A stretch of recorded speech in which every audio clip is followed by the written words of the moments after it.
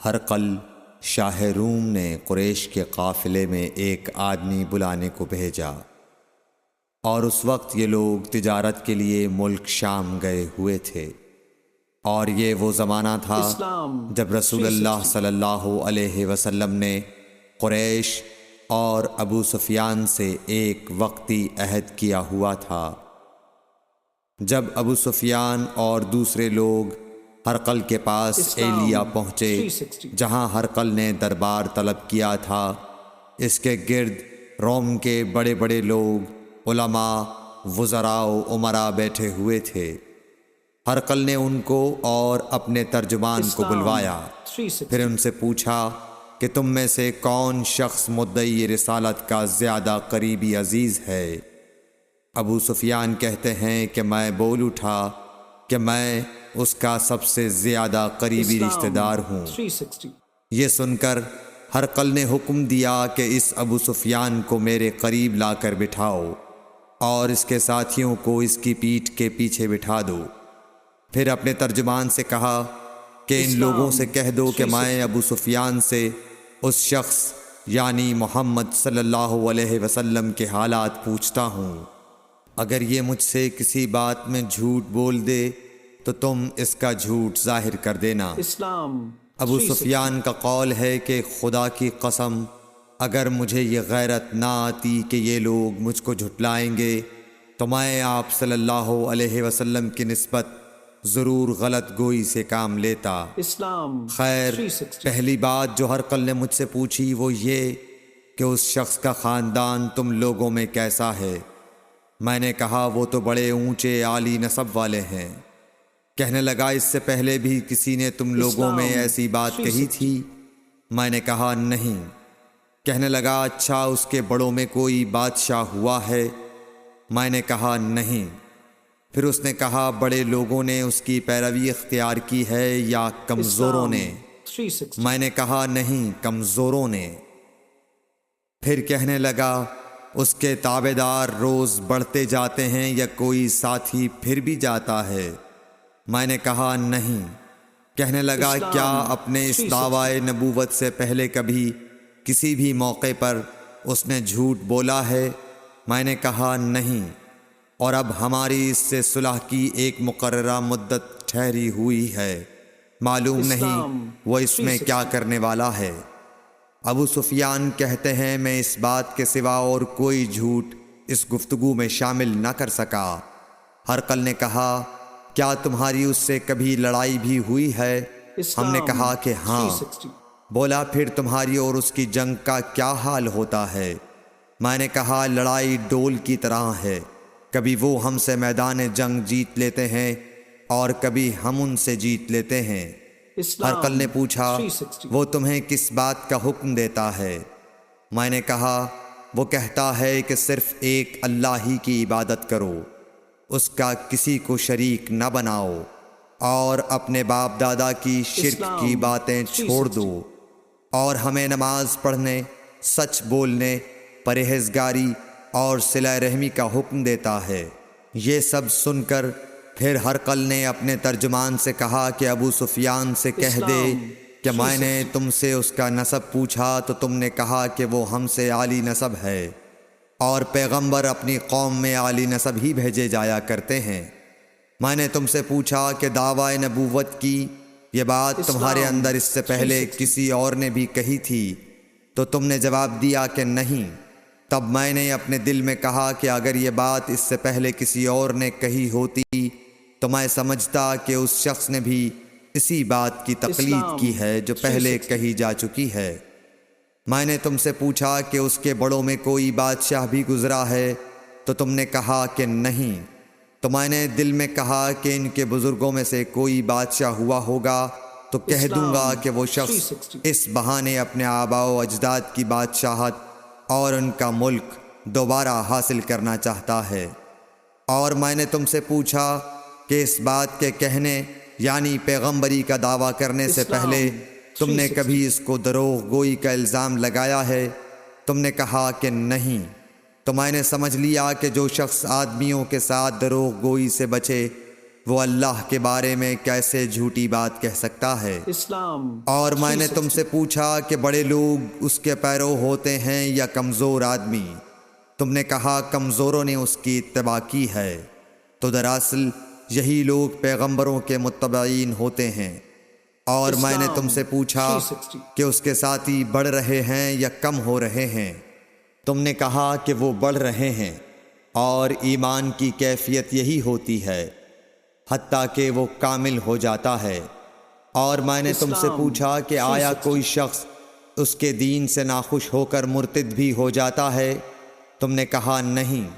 تو ایمان کی خاصیت بھی یہی ہے، جن کے دلوں میں اس کی مسرت رچ بس جائے وہ اس سے لوٹا نہیں کرتے۔ اور میں نے تم سے پوچھا کہ آیا وہ کبھی عہد شکنی کرتے ہیں؟ تم نے کہا نہیں۔ پیغمبروں کا یہی حال ہوتا ہے، وہ عہد کی خلاف ورزی نہیں کرتے۔ اور میں نے تم سے کہا کہ وہ تم سے کس چیز کے لیے کہتے ہیں؟ تم نے کہا کہ وہ ہمیں حکم دیتے ہیں کہ اللہ کی عبادت کرو، اس کے ساتھ کسی کو شریک نہ ٹھہراؤ، اور تمہیں بتوں کی پرستش سے روکتے ہیں، سچ بولنے اور پرہیزگاری کا حکم دیتے ہیں۔ لہٰذا اگر یہ باتیں جو تم کہہ رہے ہو سچ ہیں تو ان قریب وہ اس جگہ کا مالک ہو جائے گا کہ جہاں میرے یہ دونوں پاؤں ہیں۔ مجھے معلوم تھا کہ وہ پیغمبر آنے والا ہے، مگر مجھے یہ معلوم نہیں تھا کہ وہ تمہارے اندر ہوگا۔ اگر میں جانتا کہ اس تک پہنچ سکوں گا تو اس سے ملنے کے لیے ہر تکلیف گوارا کرتا۔ اگر میں اس کے پاس ہوتا تو اس کے پاؤں دھوتا۔ ہرقل نے رسول اللہ صلی اللہ علیہ وسلم کا وہ خط منگایا جو آپ نے وحیہ کلبی رضی اللہ تعالیٰ عنہ کے ذریعے حاکم بصرہ کے پاس بھیجا تھا، اور اس نے وہ ہرقل کے پاس بھیج دیا تھا۔ پھر اس کو پڑھا تو اس میں لکھا تھا، اللہ کے نام کے ساتھ جو نہایت مہربان اور رحم والا ہے۔ اللہ کے بندے اور اس کے پیغمبر محمد صلی اللہ علیہ وسلم کی طرف سے یہ خط ہے شاہ روم کے لیے۔ اس شخص پر سلام ہو جو ہدایت کی پیروی کرے۔ اس کے بعد میں آپ کے سامنے دعوت اسلام پیش کرتا ہوں۔ اگر آپ اسلام لے آئیں گے تو دین و دنیا میں سلامتی نصیب ہوگی، اللہ آپ کو دوہرا ثواب دے گا۔ اور اگر آپ میری دعوت سے روگردانی کریں گے تو آپ کی رعایا کا گناہ بھی آپ ہی پر ہوگا۔ اور اے اہل کتاب، ایک ایسی بات پر آ جاؤ جو ہمارے اور تمہارے درمیان یکساں ہے، وہ یہ کہ ہم اللہ کے سوا کسی کی عبادت نہ کریں اور کسی کو اس کا شریک نہ ٹھہرائیں، اور نہ ہم میں سے کوئی کسی کو خدا کے سوا اپنا رب بنائے۔ پھر اگر وہ اہل کتاب اس کتاب سے منہ پھیر لیں تو مسلمانوں، تم ان سے کہہ دو کہ تم مانو یا نہ مانو، ہم ایک خدا کے اطاعت گزار ہیں۔ ابو سفیان کہتے ہیں، جب ہرقل نے جو کچھ کہنا تھا کہہ دیا اور خط پڑھ کر فارغ ہوا تو اس کے ارد گرد بہت شور و غوغا ہوا، بہت سی آوازیں اٹھیں اور ہمیں باہر نکال دیا گیا۔ تب میں نے اپنے ساتھیوں سے کہا کہ ابو کبشہ کے بیٹے حضرت صلی اللہ علیہ وسلم کا معاملہ تو بہت بڑھ گیا۔ دیکھو تو اس سے بنی اصفر روم کا بادشاہ بھی ڈرتا ہے۔ مجھے اس وقت سے اس بات کا یقین ہو گیا کہ حضور صلی اللہ علیہ وسلم ان قریب غالب ہو کر رہیں گے، حتیٰ کہ اللہ نے مجھے مسلمان کر دیا۔ راوی کا بیان ہے کہ ابن ناطور ایلیا کا حاکم ہرقل کا مصاحب اور شام کے نصارہ کا لاٹ پادری بیان کرتا تھا کہ ہرقل جب ایلیا آیا ایک دن صبح کو پریشان اٹھا تو اس کے درباریوں نے دریافت کیا کہ آج ہم آپ کی حالت بدلی ہوئی پاتے ہیں، کیا وجہ ہے؟ ابن ناطور کا بیان ہے کہ ہرقل نجومی تھا، علم نجوم میں وہ پوری مہارت رکھتا تھا۔ اس نے اپنے ہم نشینوں کو بتایا کہ میں نے آج رات ستاروں پر نظر ڈالی تو دیکھا کہ ختنہ کرنے والوں کا بادشاہ ہمارے ملک پر غالب آ گیا ہے۔ بھلا اس زمانے میں کون لوگ ختنہ کرتے ہیں؟ انہوں نے کہا کہ یہود کے سوا کوئی ختنہ نہیں کرتا، سو ان کی وجہ سے پریشان نہ ہوں۔ سلطنت کے تمام شہروں میں یہ حکم لکھ بھیجیے کہ وہاں جتنے یہودی ہوں سب قتل کر دیے جائیں۔ وہ لوگ انہی باتوں میں مشغول تھے کہ ہرقل کے پاس ایک آدمی لایا گیا جسے شاہ غسان نے بھیجا تھا۔ اس نے رسول اللہ صلی اللہ علیہ وسلم کے حالات بیان کیے۔ جب ہرقل نے سارے حالات سن لیے تو کہا کہ جا کر دیکھو وہ ختنہ کیے ہوئے ہے یا نہیں۔ انہوں نے اسے دیکھا تو بتلایا کہ وہ ختنہ کیا ہوا ہے۔ ہرقل نے جب اس شخص سے عرب کے بارے میں پوچھا تو اس نے بتلایا کہ وہ ختنہ کرتے ہیں۔